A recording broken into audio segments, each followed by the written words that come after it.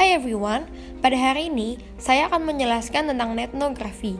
Ini mana dikatakan bahwa etnografi itu memiliki kemiripan dengan etnografi digital ataupun etnografi virtual. Padahal, ketiga hal tersebut adalah hal yang berbeda.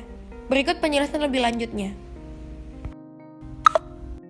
Etnografi digital secara sederhana bisa didefinisikan sebagai penggunaan alat digital seperti fotografi, video, ataupun internet dalam etnografi, atau metode yang dipakai itu untuk menyelidiki relasi manusia dengan alat digitalnya atau penggunaan digital oleh suatu komunitas. Kemudian untuk etnografi virtual itu tidak semata hanya berkaitan dengan data, tetapi embodied yang tidak bisa digantikan. Jadi kalau misalnya etnografi itu menggunakan data, tapi sedangkan kalau misalnya etnografi virtual itu menggunakan lapangannya, fieldnya, jadi mereka harus terjun langsung. Perbedaan utama antara etnografi dan etnografi adalah objek yang diteliti. Nah, etnografi itu tuh tidak harus meneliti dunia online, begitu dengan etnografi virtual, di mana peneliti itu harus tercebur langsung dengan komunitasnya dan kemudian merasakan secara langsung bagaimana budaya yang diteliti, atau itu disebut dengan embodied. Beda dengan etnografi. Kalau etnografi itu lebih bagaimana kita mempelajari budayanya melalui data-data seperti itu. Kemudian definisi dari etnografi sendiri itu apa sih? Nah, selanjutnya akan saya bahas. Menurut Robert V. Kozinets dalam bukunya yang berjudul Ethnography, Doing Ethnographic Research Online, etnografi adalah studi yang berfokus memahami suara siber yang di dalamnya ada orang-orang yang berinteraksi satu sama lain dan mampu membentuk budaya dan sistem masyarakat tersendiri. Kemudian, prinsip-prinsip dasar dari studi pendekatan etnografi adalah yang pertama adalah culture, ini mana peneliti berusaha memahami bagaimana budaya yang dibentuk dalam komunitas. Lalu yang kedua itu ada digital trace atau jejak digital, di mana perilaku orang dunia digital dapat terekam. Lalu interaction, berbeda dengan etnografi tidak memerlukan penelitinya untuk berinteraksi secara langsung. Lalu yang terakhir ada immersive engagement, di mana peneliti terlibat dengan fenomena, masalah, dan objek yang diteliti. Keterlibatan ini tidak selalu harus ditafsirkan sebagai peneliti masuk ke dalam satu komunitas atau menjadi anggotanya. Kemudian tahap-tahap penelitian etnografi itu ada 6. Yang pertama itu invitation, investigation, immersion, interaction, integration, dan yang terakhir ada incarnation.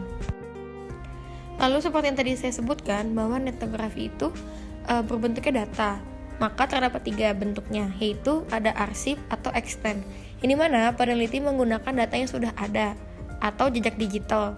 Lalu yang kedua itu ada kolaborasi atau elicited, di mana peneliti melakukan kolaborasi dengan informan yang teliti. Lalu yang terakhir ada diproduksi, di mana peneliti itu mengkreasi atau membangkitkan data melalui catatan lapangan.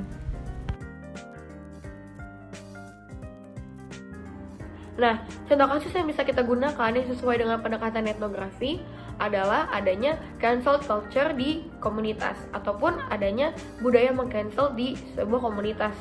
Nah, maksud dari cancel culture ini adalah situasi di mana netizen di sosial media itu mulai tidak mendukung atau menarik kembali supportnya terhadap sosok selebritas, selebgram, ataupun entrepreneur.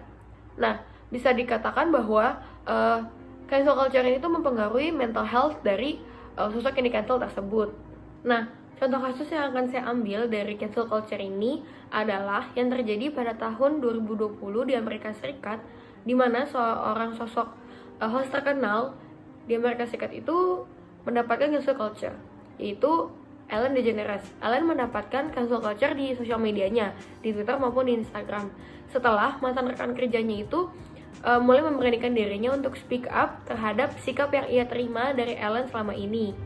Nah, ia mengatakan bahwa Ellen itu adalah sosok yang sangat berbanding balik dari image-nya dia di acaranya. Ia mengatakan bahwa Ellen tersebut adalah sosok yang sangat kasar dan semena-mena terhadap para staffnya, sehingga Ellen sendiri pun yang menciptakan toxic workplace itu di acaranya tersebut. Selain itu juga ia mengatakan Ellen itu adalah orang yang rasis. Dia itu rasis terhadap orang yang memiliki ras yang berbeda dari Ellennya sendiri. Nah, setelah Ellen mendapatkan cancel culture itu, acaranya pun hampir diberhentikan. Namun setelah itu Ellen mulai meminta maaf di publik, di sosial medianya terhadap sikapnya selama ini. Nah, hal tersebut merupakan salah satu contoh kasus yang sesuai dengan pendekatan etnografi, yang dimana kita itu mempelajari sebuah kasus budaya melalui data-datanya. Jadi kita tidak perlu terjun langsung, tapi kita dapat mempelajari melalui datanya yang berbentuk seperti komentar-komentar di sosial medianya, ataupun berupa foto ataupun video. Seperti itu.